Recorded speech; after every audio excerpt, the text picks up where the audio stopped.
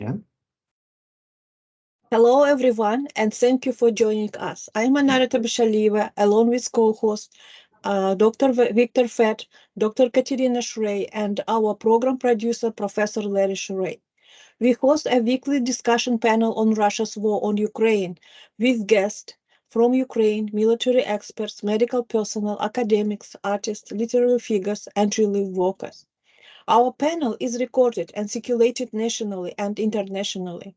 We appreciate your comments and feedback. Special thanks to Marshall University Libraries and MUIT for making this weekly discussion possible. If you are joining us live on Teams, please feel free to use the chat to post any questions for our guests.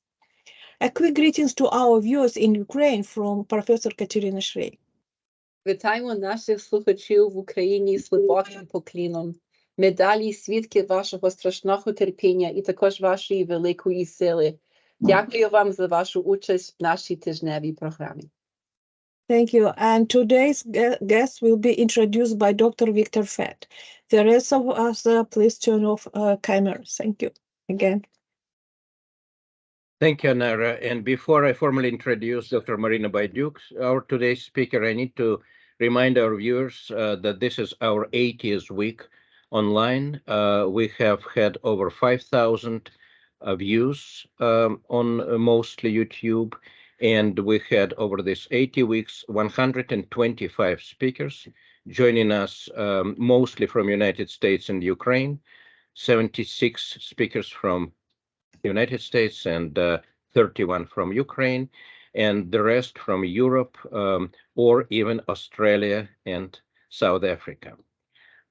We are watched worldwide, and we are not stopping. We are here for you, interviewing most interesting people from across the world on this terrible war, which is now closing its 550th days. We welcome Dr. Maryna Baydyuk from Washington, D.C., who is the president and executive director of the organization called United Help Ukraine. Dr. Baydyuk is from Kyiv. She is in the United States for many years. She is a biomedical researcher, but she also has led United Help Ukraine as its president of the board directors. In 2022 alone, this organization provided over $45 million in humanitarian, medical, and psychological assistance to Ukrainians affected by this war. Other information about Dr. Baydyuk can be seen in our advertisement. And welcome, Maryna, please, microphone is yours. We're honored to have you. Thank you so much, Victor, and it is my pleasure to be here. This is wonderful initiative that you started a while back, and I'm glad that I'm joining you at the 80th. I would say anniversary of your recordings. They're very important. They bring knowledge to the American community, to global community about events in Ukraine. And today, it's my pleasure to share with you and all of you here and your audience a story of a small organization, local in Washington, D.C. area that started back in 2014. And on an example of our organization, I want to show you all here in the US, and especially to people in Ukraine who might be watching us, how regular Americans, how people in global communities came together during this very difficult time for Ukraine to stand with Ukraine, to support Ukrainians, their resilience, their bravery, and how from a tiny organization we grew up to be a multi-million-dollar humanitarian organization with lots of networks in Ukraine, with lots of connections and supporters here in the US and also globally. And because of people like Victor and Katerina and Anara and everyone who is here, we spread the word, we talk about our initiatives, and we really try to have the most impactful way of supporting Ukrainian people. So I would like to share my screen with you now so that you can see my presentation, and please do let me know if you see it. Can you see it? Yes. Great, thank you. So today I'll be talking to you about Unite Help Ukraine's initiatives and how we as an organization respond to emergencies and humanitarian crises that we see in Ukraine. A few words about us. I just mentioned that we were a small Washington, D.C. based organization with the revenue of up to $100,000 a year starting in 2014. We launched as a grassroots organization. We were 100% volunteer based. We were dedicating right from the beginning to provide humanitarian, medical, and other assistance to Ukraine. And of course, all of you know that the war did not start in 2022. The full-scale invasion did. However, Russians started the war in 2014 when they illegally annexed Crimea, when they started military actions in Donbas region. And since then, we as volunteers of Unite Help Ukraine figured out that we have to help people of Ukraine immediately. And since then, our mission was to provide the people of Ukraine with critical support and enable them to survive in the face of adversity, and also, importantly, defend, regain, and rebuild their sovereignty and thrive well into the future. We advance our mission by supporting our programs and having amazing support in 2022. You will see how we were able to mobilize so much aid and send it to Ukraine and help Ukrainian people survive.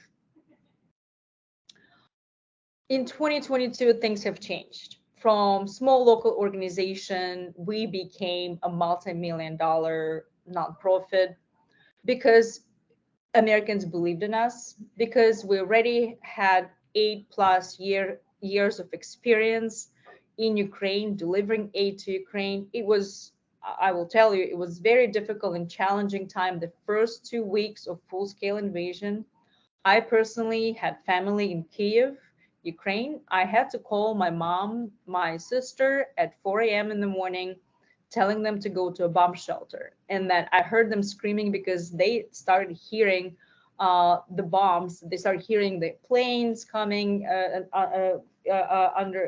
above their heads. I heard them screaming and rushing to a bomb shelter where they spent a couple of weeks in March until they were able to evacuate. And it was very challenging to me personally because as a professor of biology, the next day I was standing in front of my class in the morning right after the Russians started bombing Ukrainian cities, and I was telling my students, it happened. I warned them a couple of weeks ago it might happen, and here I am in the morning of the next day saying it did start, the war started. I hope it ends soon, but unfortunately that might not be the case.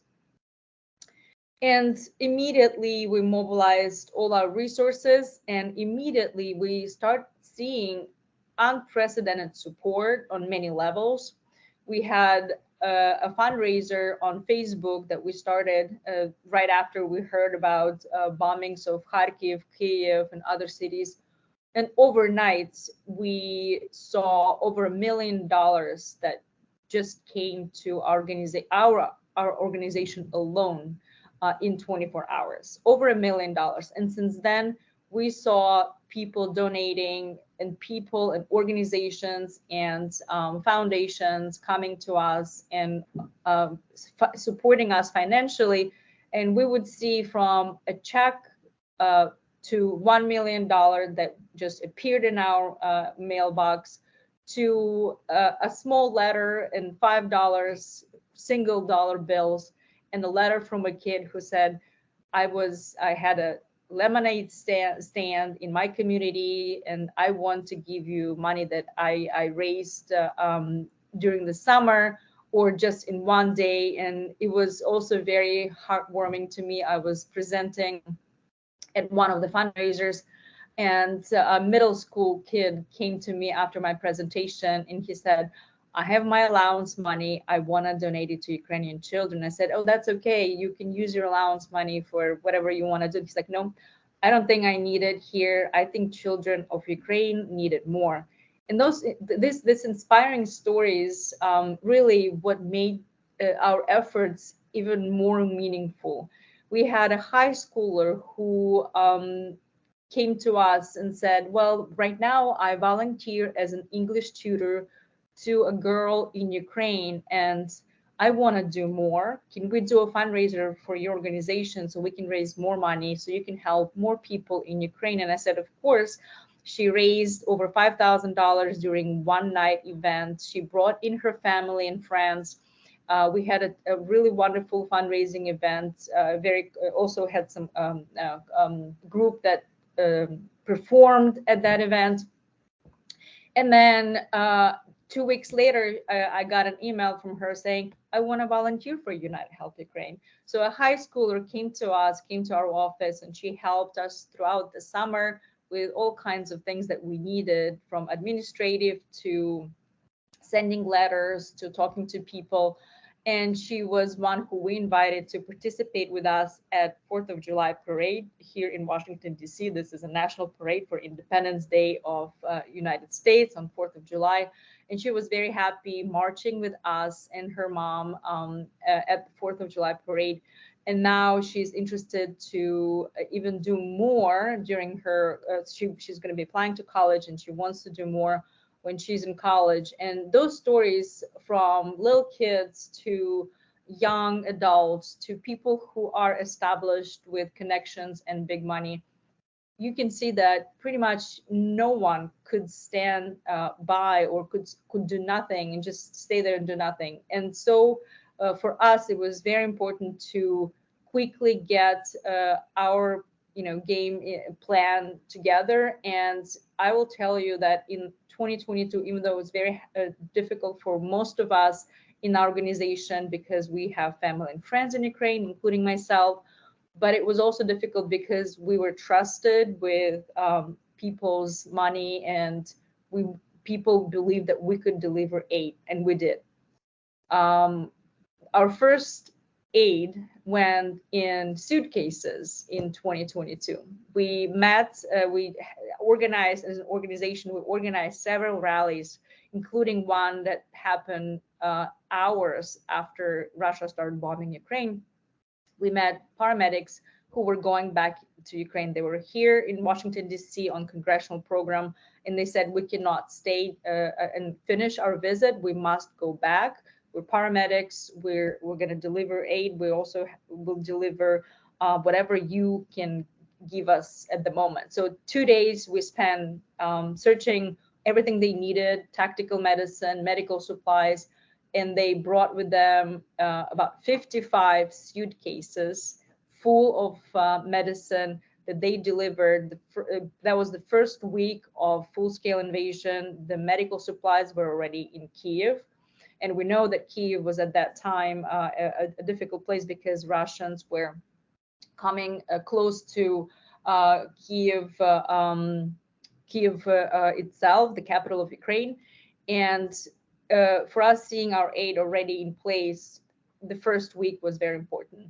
The next shipment of 10,000 tourniquets, and those of you who know tactical medicine and probably heard about the tourniquets that are blood stopping and are absolutely important to save lives of Ukrainian people, 10,000 went and were delivered March 3rd. They were already in Kyiv. And we quickly realized we needed more. So we established 3 large warehouses in Lviv. And our first warehouse opened their doors for humanitarian and medical supplies March 18th. So 3 weeks after full-scale invasion, we already had a large warehouse that started receiving its their first aid on March 18th. And since then, we grew to 3 warehouses. We now open warehouses in Kyiv. And as you can see here, we've deployed over $45 million to Ukraine in form of medical supplies, tactical medicine, and humanitarian aid. where in Ukraine and what are the programs that we support. So number one is medical aid. And you may imagine that with all the casualties and the number of wounded from civilians, from defenders, this is number one priority for our organization. And United Help Ukraine's slogan is helping people, saving lives. And we continue that since 2014, and we continue doing it now more than ever.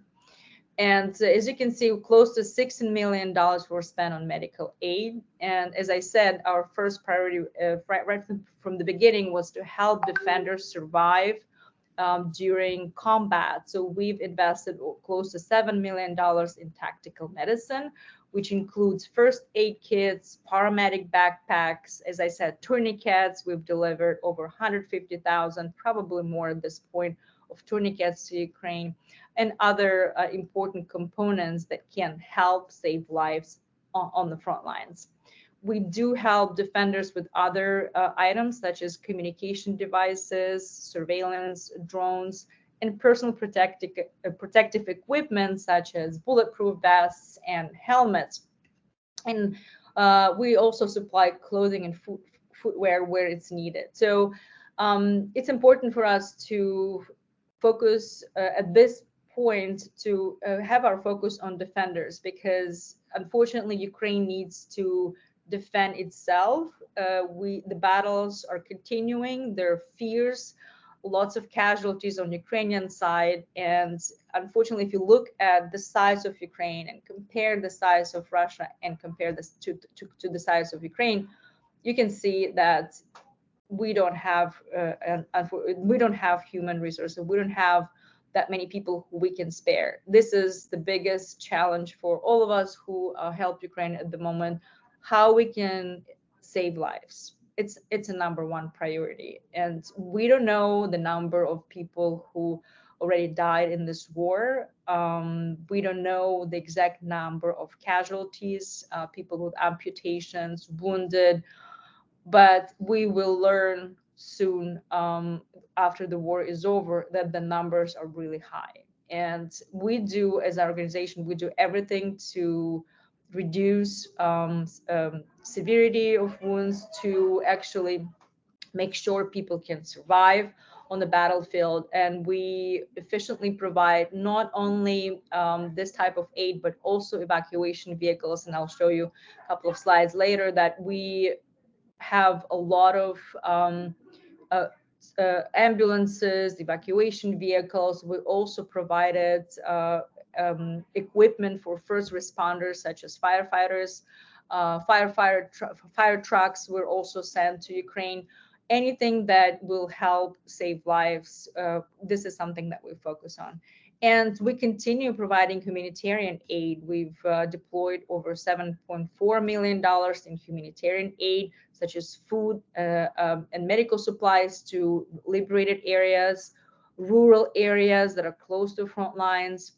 And one of the things that I wanted to mention here, because we are still relatively small organization compared to large nonprofits such as Red Cross or UNICEF or others, we can mobilize our resources really fast. One example that you probably you most likely remember, that there was a bombing of Kakhovka Dam. There was a big explosion that depleted the water supply in the region, and we sent the first container of supplies the next day, because we had items in the warehouse that could help alleviate some of the humanitarian crisis in that region. And immediately after, in the next month, we figured that the most important part and the most important need would be water, drinking water, clean drinking water. And we started investing into water filtration systems. So we now have several villages, 3,000 people and more, that had no drinking water for a long time. So now we've installed a specific filtration system. So 2,000+ people in each village now, they have ability to have clean drinking water. As I said, medical aid is one of the priorities for our organization, and we help on a regular basis. We supply close to 50 or over even 50 hospitals across 12 regions in Ukraine. And we do focus, we have to focus, and we do on the areas of emergency care, anesthesiology, surgery, trauma, and burns. We don't have, unfortunately, a capability to focus on other medical issues, which definitely will arise as in the near future after the war is over, with the increased stress, increased PTSD, and all kinds of psychological and war-related traumas. We definitely will see increase in cancer patients. We will see increase in mental health issues in Ukrainian populations. So we already addressed some of this problems. We do have, and I will show later, we do have psychological assistance to families and children in Ukraine. But at the moment, our main focus, again, is trying to save as many lives of Ukrainians as possible. We procure items. We also receive a lot of in-kind donations. We have those items in the warehouse. We do work we work not just sending anything we have to any hospital that just calls for help. We have a very direct communication with the hospitals. We have that communication in real time, and we understand the needs of each hospital from firsthand. So we have connections with doctors, we have connections with heads of the hospitals, a connection, and we have constant communication with heads of the regions, and up to the level of Ministry of Health. And when we received last year, in 2022, we received a large donation of 10+ million syringes. We knew that we couldn't distribute that number ourselves, that quantity ourselves. So we just contacted Ministry of Health, and they were happy to receive it and distribute to clinics in Ukraine that they knew needed those syringes the most. At the same time, last year, we received 200 ventilators from Maryland state governor. And we knew exactly what hospitals needed it. So we would send it quickly and directly to the hospitals in Ukraine. And I will tell you that this year, Maryland State already donated 168 ventilators to our organization. And just a couple of months ago, we gave 50 ventilators to the mayor of Melitopol. This is still occupied city, unfortunately. However, we're already looking ahead for the occupation of Melitopol, and we know that the clinics will need ventilators in this region. So we're already preparing, and they're already waiting for liberation of Melitopol, and we're getting everything ready to help people of that region immediately. As I said, we also provide medical evacuation. Over 400 vehicles have been purchased and delivered. We equip medical vehicles with everything that they need, portable equipment like ventilators, defibrillators, monitors, stretchers, and more. We also had an opportunity to procure more specialized vehicles that would evacuate directly from the combat zone, as you can see here, armored evacuation vehicles. And again, we work with partners, and we know exactly what unit or hospital or medical establishment needs either this type of vehicle or this stretcher or monitor at any given moment. Besides having a general approach and helping hospitals with what they need to treat patients adequately, we started a very interesting project. We called it Project 22. It's in partnership with SAM, so Syrian American Medical Society, and Ukrainian Medical Association, and Revive Institute for Future of Ukraine. we identified a very big problem in Ukraine, which was a lot of hospitals, even though they were able to receive patients, they were not able to receive mass casualties. So they didn't have adequate supplies and understanding how to triage patients who would come to the hospital after a mass casualty event. And one of those events you probably have heard about Kramatorsk, when the train station was bombed and there were over 200 casualties. Similar thing happened in Vinnytsia when Russians bombed a shopping center. At any given moment, there are so many indications that hospitals were not able to receive and provide adequate care for people who would come in large numbers. And so we started this program. We started training management and personnel in the hospital how approach mass casualty events. We also provided what we called life vest kit. These were specific kits for emergency medical services and surgeries that would help the hospital to treat 100 patients for 5 days without any supplies coming in. So at this moment, we started as a pilot project. We had 2 clinics in the beginning. We increased it to 5, and we're now looking for funding to increase it to 22 or more clinics in Ukraine, where we provide training, again, to management, doctors. We train them how to approach different situations. And right now we're thinking about what happens if there is a chemical attack, nuclear attack. We're training medical personnel on how to approach those incidents and how to adequately treat patients who come in at any given moment.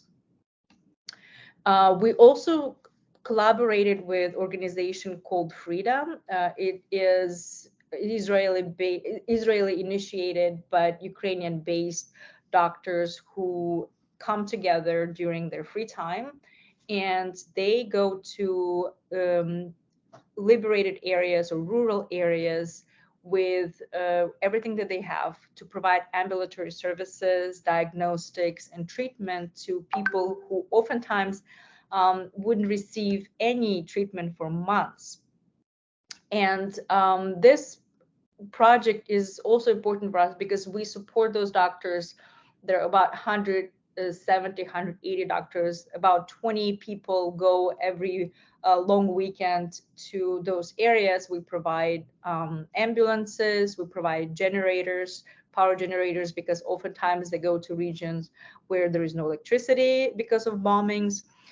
We provide equipment, portable equipment, and we provide any support that they might need. And the results are really amazing because they see so many patients during those 4 weeks. I think every day they would receive 50 plus patients, and there are specialists who are in the team that would provide adequate care. And we hope to continue this partnership and support them even more.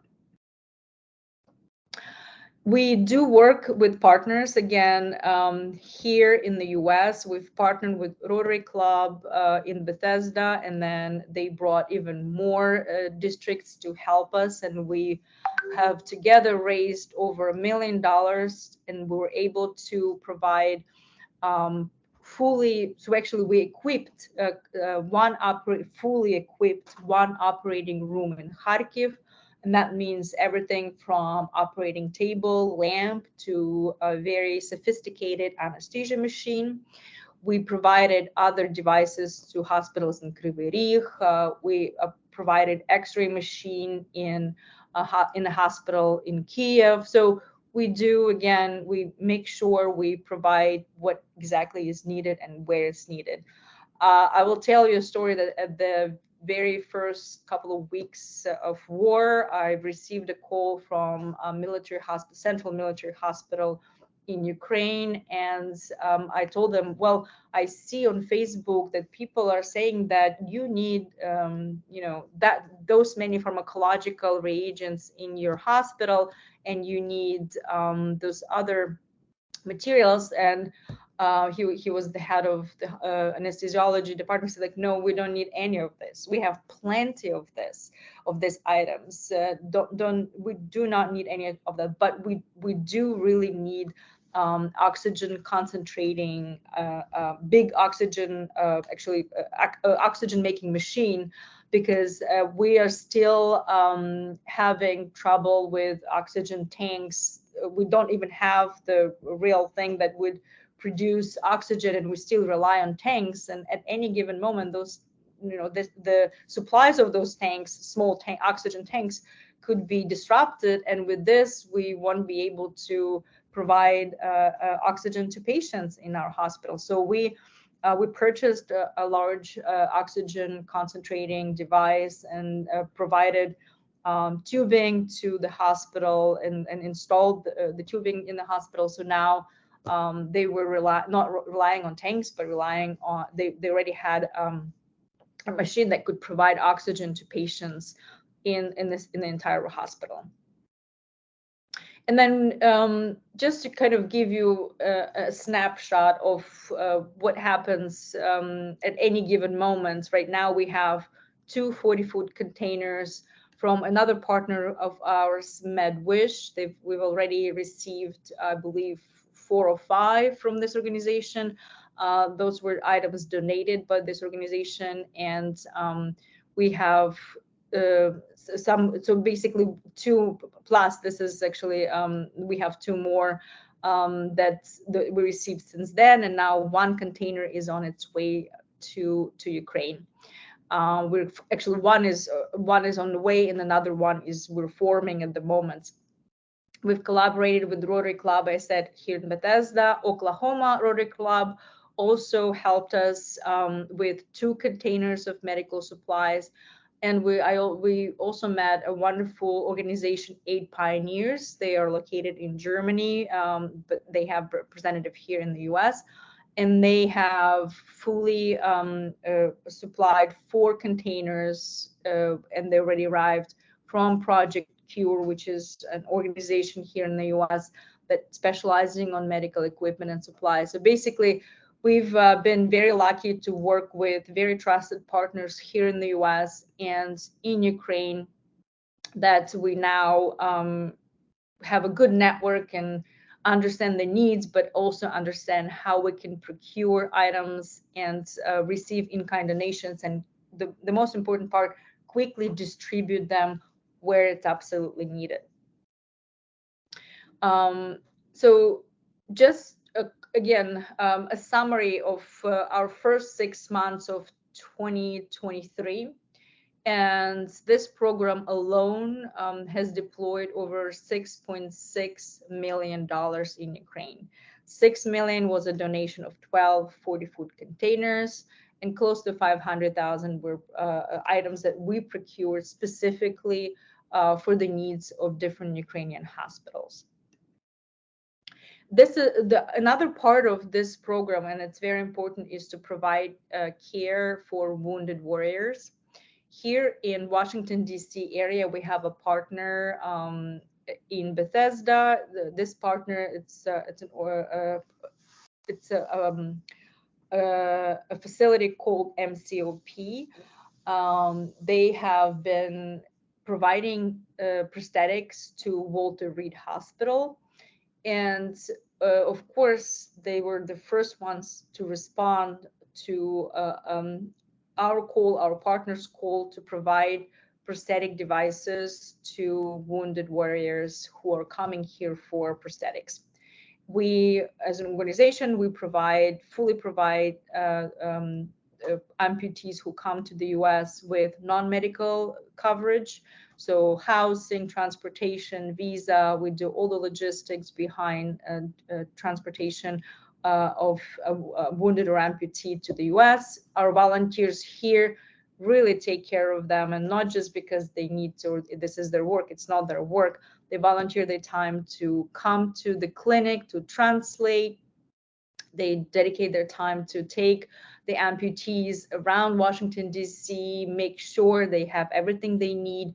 So we receive about 2-3 wounded a month. Right now, we have one he was in captivity from Azovstal. We actually had another amputee who just left a couple of days ago. And then you probably, if you want to read more, it's a really interesting story. He was captured by Wagner group, Russian Wagner group, and he was in captivity for, I believe, 46 days. Was released in exchange, and unfortunately had a very high double amputation. So both his arms are amputated, and he received bionic prosthetic devices here and received rehabilitation. And so he was very grateful to MCOP and Mike here, who is the leader of this group. And now he can go back home to Ukraine and actually start fishing.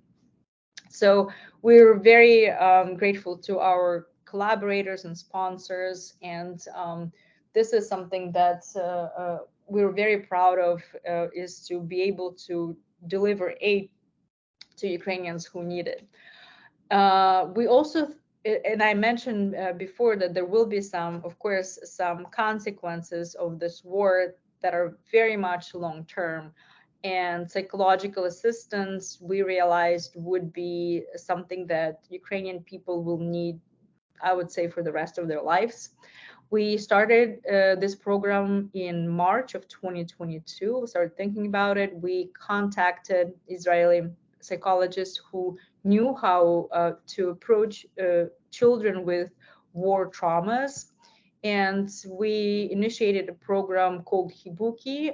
This is a toy therapy, a very special toy that would help children, get assistance in terms of their emotions, their fears. And we had some amazing successful results with this program. So we've produced and utilizes over 660 Hibuki toys. We also trained 200 psychologists in Ukraine to provide this type of assistance to Ukrainian children. And this is one of the methods is currently used and widely used in Ukraine that we started back in March of 2022. We realized that, and you can see we're pretty much everywhere in Ukraine, that we have specialists who can assist children with war traumas.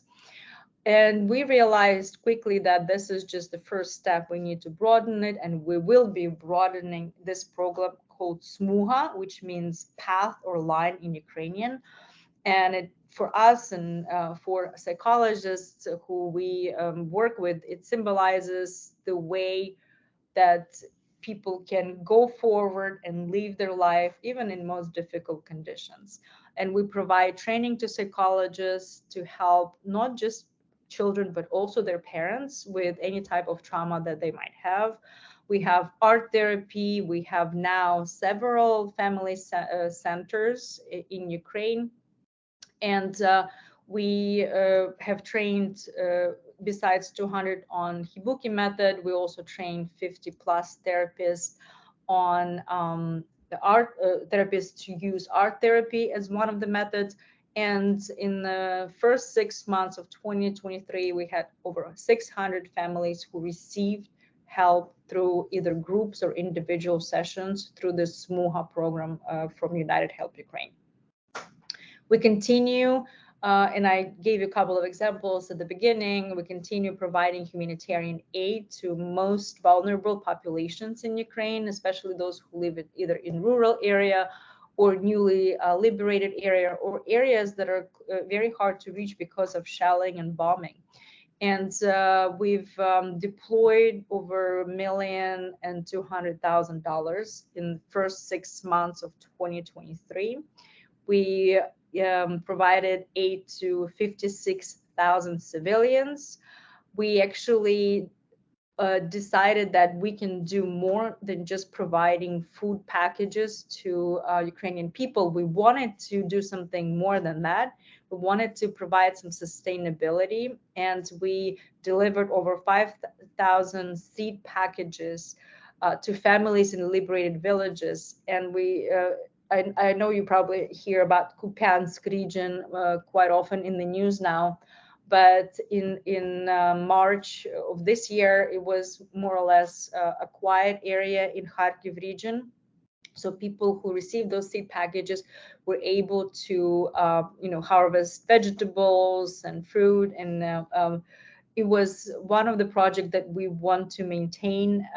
And we now have a program where we give small grants to local NGOs or Hromadas or local communities that would benefit not just in the short term, but something that the projects that they can use for a long-term sustainability and serving the community with things like maybe a small bakery or a food shop or a farm or anything like this. We have now small grants that we give to local communities and NGOs in Ukraine.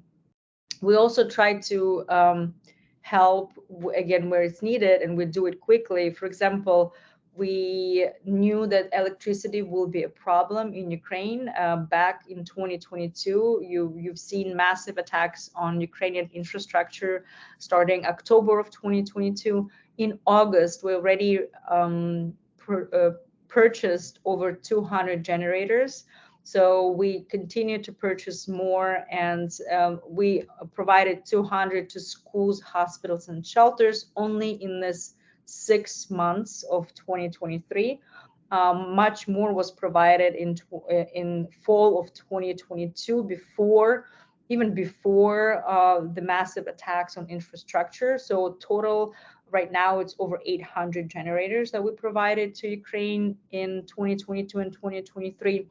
And we also focused on individuals, giving them power banks, lights, and water filters, again, in preparation of massive attacks on infrastructure and water supplies and other humanitarian centers. And as I said before, we continue helping defenders with everything that we can. This is in 2022 that we raised over $17 million.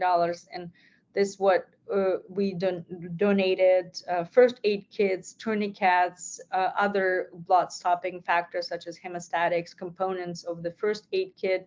And we saved, I believe, we saved many lives with those components and first aid kits. And this is something that we continue doing. And in the first 6 months, you can see of 2023, we delivered over 2 million in individual first aid kits, tourniquets, very specialized and pretty comprehensive medical backpacks, and other items to defenders that absolutely were necessarily needed. We have now we don't just provide first aid kits, we actually have a tactical medicine training center, and they have trainings now in the center, but also outside. They go to the military units. And in the past 2 months, July and August alone, we trained how to use first aid kits over 4,000 people. And this is a huge achievement for us, because it's not just we're giving people first aid kits, but we want to make sure they know how to use them. We continue raising awareness, and part of it, me talking to you here now, is to tell you about our initiatives, but also tell you that Ukraine still needs help, and I believe everyone can do something, and together we can do much more. We continue rallies, protests, events, cultural events here in Washington, D.C. and other parts of United States. And we hope we can continue providing critical support and humanitarian aid with help of donors, supporters, and people who really think that Ukraine can win and also will win, and people who believe that Ukraine is not only defending their own freedoms and human rights, but I personally believe that Ukraine is at the front line of world democracy and fighting global, totalitarian regimes and dictatorship. This is something that Ukraine is doing at the moment. It's not just defending its own sovereignty and its own territory. It's actually standing up for human rights and freedoms and democracy as we know it here in the US. So with this, I would like to thank you all very much for listening to me. I would like to take some questions now, but you can find much more about our organization and other initiatives through our Facebook, Twitter, or website. And we are also participating in combined federal campaign for charities. So if you have any friends or families who are federal workers or state workers, they're welcome to join our pool of sponsors and our family of sponsors and donors. And I would like to say that because of people like you, Ukrainians can stand up to an aggressor that is bigger, stronger, but together we can definitely bring Ukrainian victory closer. So thank you all so much again, and I will now stop sharing and we'll take some questions. Thank you very much, Maryna, for astonishing and extremely clear presentation. I'm sure our panel and guests have questions, and I open it now. Please, Dr. Shrey. Oh my goodness.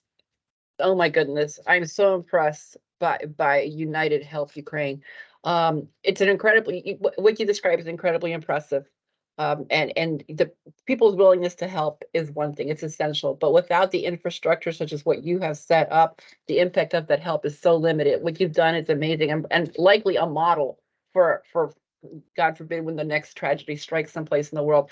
Thank you so much for this. I appreciate you explaining your partnerships, how you get supplies, the things that, but I'm curious about how you found the resources for expertise. So for example, like I understand getting partners to get supplies, the life vest kits, for example, that's incredible, the tourniquets and all that stuff.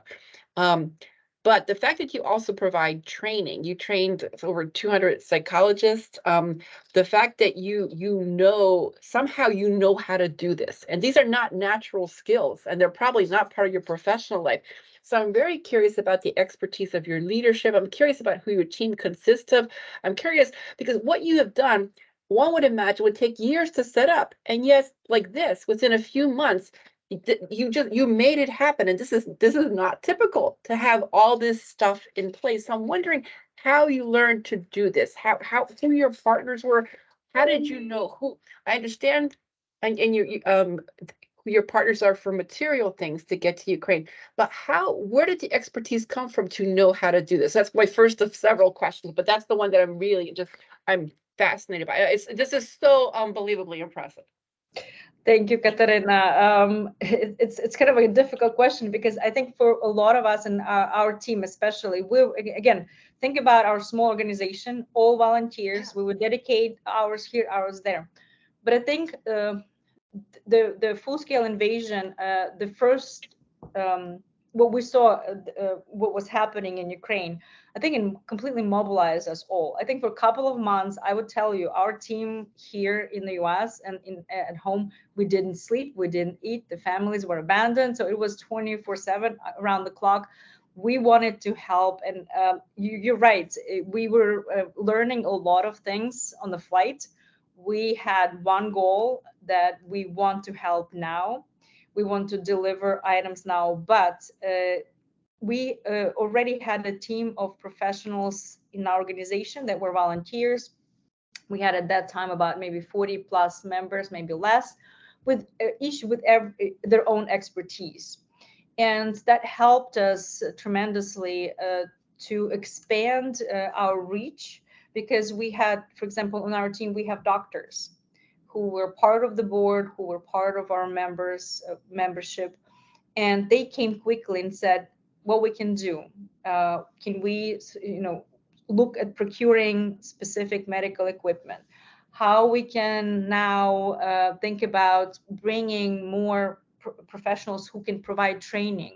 So we don't, of course, you're absolutely right, we cannot do it ourselves. We do rely on our partners for that. So we have a very good communication with a lot of partners. We find what's needed, and then we find a solution. We can provide psychological training ourselves. So we find whoever is the best in Israel, for example, who have gone through this already. They have a program. They come to us, we come to them, we figure out what can we do now quickly, but also that program needs to be sustainable. And then, of course, with trials and errors, I can't say that we didn't have any errors. Of course, we would have some setbacks occasionally. We would look at it as a learning experience. If this is not working, what is working that is absolutely needed right now in Ukraine? And this is how we expanded our reach to, we still try to focus on four major areas, right? So we have four major programs, and in each program we have program managers who are experts in the area. And in each program, for example, psychological aid, we have a program manager who is a trained psychologist, who is also has expertise in trauma, and specifically trauma in children. So that person is leading the efforts, and we have a supporting team who will help with other administrative and organizational parts. But then we have an expert who understands more about this particular problem. We have, for example, a person who is heading, Dr. Anna Yablochenska, who is heading our medical aid team and medical aid program. She was trained in Ukraine. She has now experience in the US. She has connections in both Ukraine and US. And then she quickly started building this program to get in-kind donations, to understand what's needed at the level of Ministry of Health, down to what is needed, what every single doctor in Ukraine needs at the moment, right? So it's this, what we try to do, and because we really, every single person on my team, on United Help Ukraine team, really devote so much time, their professionalism, their expertise, and we pour our souls into this. We are able to quickly get from that part to this part within the day. We'll contact everyone we need to at the right now. If we have a problem, we attack it, we get it solved as soon as possible and as much as possible. Not often that we have positive results. There are setbacks. However, if there is a challenging situation, we try our best to make sure we can overcome it. Yeah, so I do say that we have a really dedicated team, hardworking and professional in each area, and that helped us build several programs to this level. When this horror is over, if you wanted to be the CEO of a multi-billion-dollar corporation, you are well qualified. I mean, this is just truly amazing. I see my colleague Anara has a question, so I'm going to yield the floor to her, and then I'm going to come back and ask some more questions. Yeah, absolutely. Thank you. Thank you very much. I just wanted to say I was actually a director of nonprofit 8 years in Central Asia. I raised funds, and I worked with people, and I know grassroots level actually operation. And I just imagine how it is difficult to explain people what you are doing, because and many other things, because sometimes people do not understand the nature of the nonprofit activities. And my question is, of course, thank you very much for excellent report. It's a very inspirational. And can you train other nonprofit organizations or activists at grassroots level in order them to understand how to operate, especially in this situation, how to raise actually funds, and also how to expand their activities? My impression, there are so many people who would like to create something what you are doing, but they do not have actually access to the training, and they may not understand the nature of their nonprofit activities and goals. Thank you. Yeah. Mhm. Thank you so much, Anara. Great question. And we had to learn on the flight. And unfortunately, again, for us, we just didn't have time to really think about certain processes that are absolutely essential for any nonprofit that is expanding. So we actually learned that some things maybe hard way, some things we just had to and that's why sometimes we feel, and again, I know everything moves so quickly within our organization, but for us internally, sometimes we feel things are not moving fast enough. So I think within our team, we're trying to push each other more and more. However, you brought up a really good point in terms of teaching other nonprofits how to build a nonprofit and how expand it. I think that's a really important question, and we learned it as an organization. I mean, imagine how big we grew from $50,000 in 2021 to $55 million in 2022.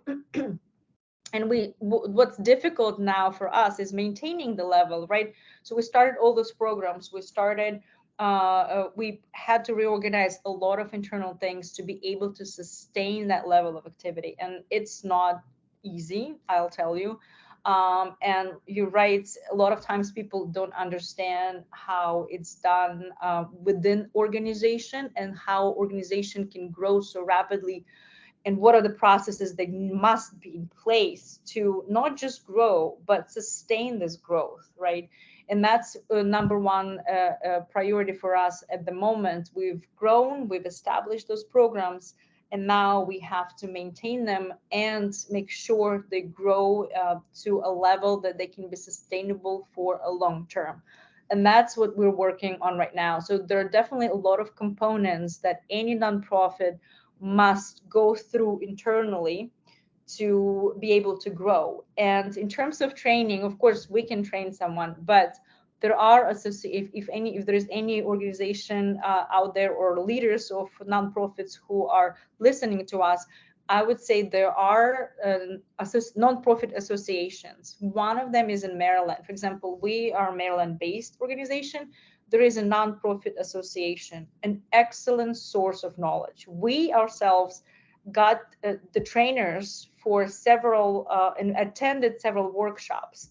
For us, yes, we're learning it as we go, but it's good to actually sit down and someone would present a lecture or a workshop like I just did and say, well, if you want to do this, you have to make sure you have trained board, you want to have your volunteers also trained and understanding. So how do you do fundraising? How do you do your financial? So there is definitely each step internally needs to be taken care of. So you, as in again, we had an unfortunate event to grow, but other organizations who have similar missions or different mission, but they want to grow, there's definitely a resource in those associations, and I encourage them to join and take workshops and learn the basis, and then they will also teach you how to grow. And for us, even though we went through this practically, it was good to hear and kind of, oh yeah, that's right, we're thinking about this policy, this policy, this policy. And it's good to hear and have a concrete knowledge that they provide, even though sometimes you find those answers empirically. But it's good, it's probably, if someone is learning and expanding, it's actually good to learn before you expand. It wasn't a choice for us, but I wish we were doing expansion, learning first and then expanding. It didn't happen, but we had to learn as we went. So I have another question. Do you work with local nonprofit organizations that they can monitor actual the situation at grassroots level, what happens at the end? So do you cooperate with some provincial, I would say, nonprofits? Thank you. You mean in Ukraine? Yes. Yes, we do. We actually work with a lot of small nonprofit organizations in Ukraine. And then this is how we could quickly understand the problem, but also could quickly react to the problem. For example, we would not purchase food items anywhere else. We would give money to a local NGO that would procure items immediately in Ukraine, and they would know better who are the most vulnerable population, where they live, what is the list of those, where the final list of the people, and they would tell us and come to us and say, we need money to get these items to these people. And we've seen them growing.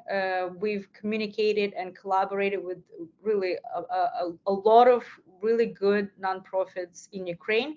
We also collaborate with nonprofits like Rotary Club. We cooperate with diaspora organizations in our region and in the US. And I said before, for example, we also collaborate with German organizations and Israeli organizations.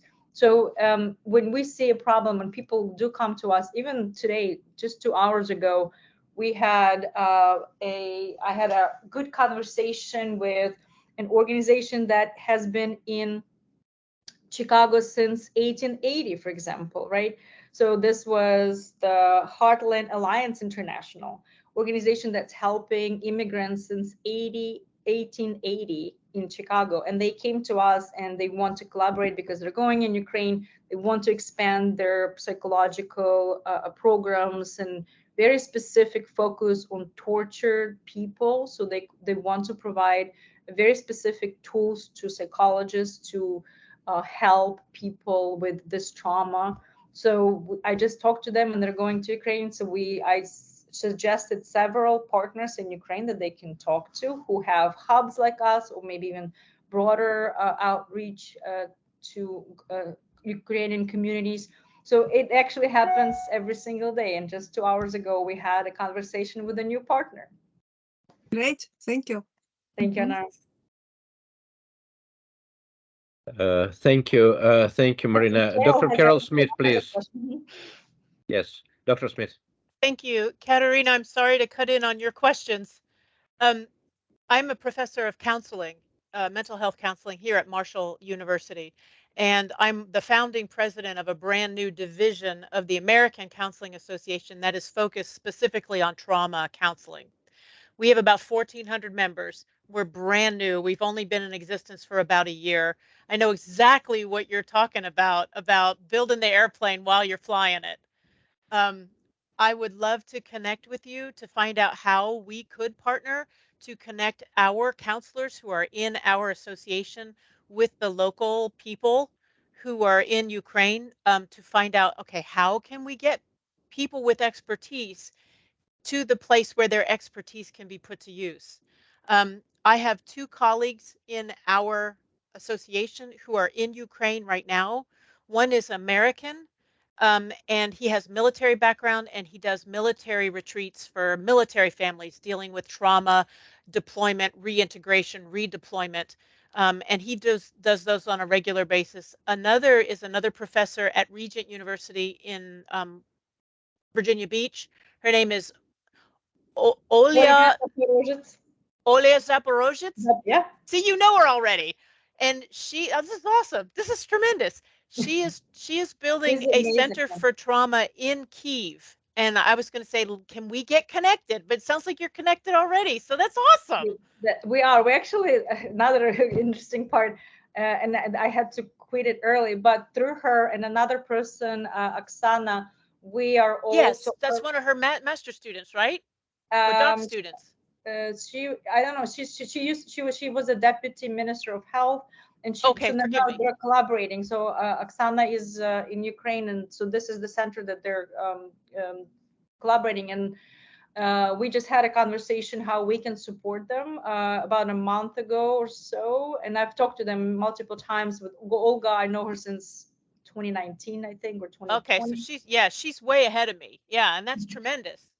Yes, and they do have a really good program, and we're looking into how we can support it. And I think we can talk definitely more and then see how we can together come up with a support system for them.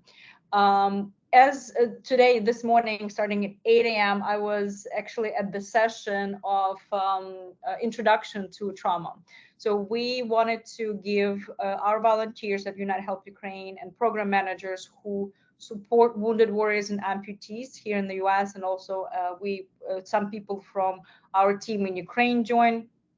those who are not professionals. So we don't have any psychological learning anything, right? So we're not psychologists ourselves, so we don't have any background in psychology, but we want to learn what is trauma, what does it mean, what, all the like very basic, I would call basics of trauma and traumatic experiences. So we're actually this morning from 8, I think they're still in the session. I just left because I had to join you, but they were in the session. It's about 4 8-hour sessions to get our volunteers and members who are interested in learn more about how you deal, but also how you help someone in acute trauma, right? So you don't have to be a professional, but Olga has an amazing program for psychologists to train them on different tactics with PTSD and other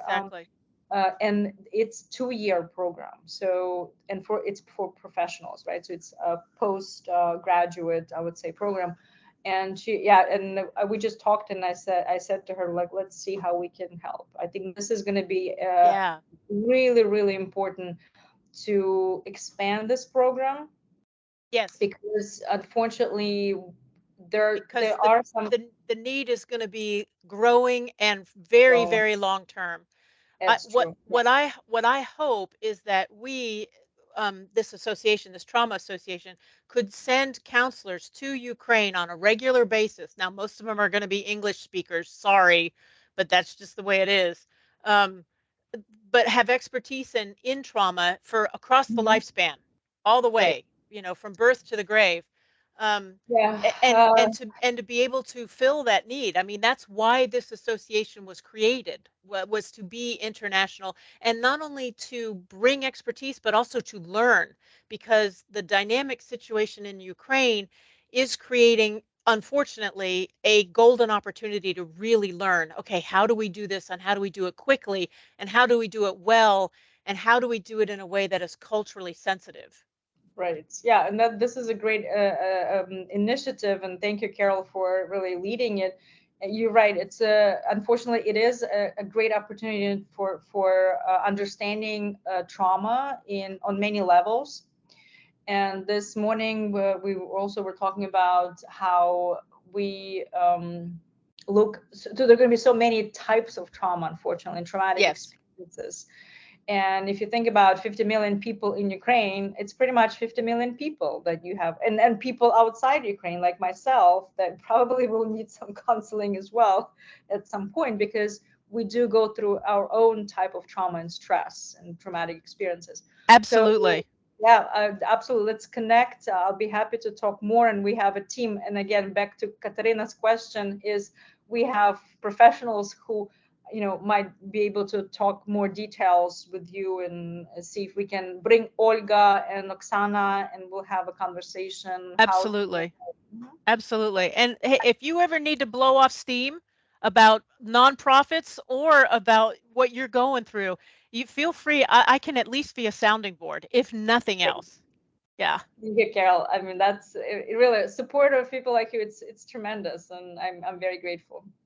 Well, I just want to jump in with both of you, what you're talking about. Like, I understand that you understand how important this is, but I can tell you, as a child raised by parents who were children during a war, it impacts generationally. It does. Neither one of my grandparents there's epigenetic changes. Yes. Yeah. Oh, yeah. When I didn't have grandfathers, but I had 2 grandmothers who were able to survive, to make it over here to the United States. And I don't think either of my grandmothers, they were resilient and they lived life, but there was this something, that they carried with them.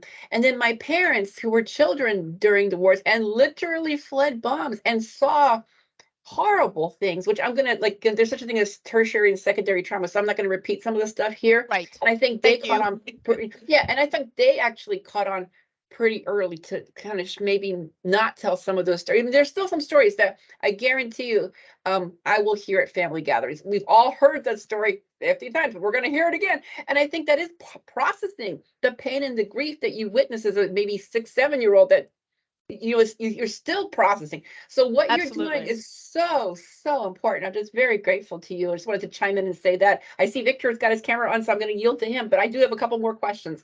But I just want to say thank you both for, I think probably we're at a point in history where we understand the need to treat trauma beyond the physical trauma. And I'm just very grateful to both of you and the professions you represent.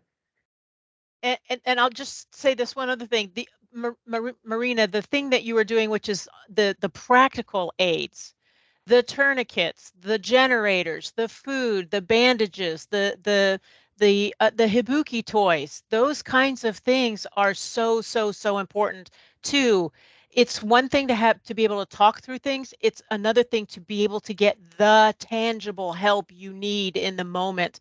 That builds immense resilience to know, oh my goodness, we can get the help we need. That builds tremendous resilience, and we should never undersell that. Oh, that's just material things. No. Those material things are imbued with very, very intense meaning. Yes.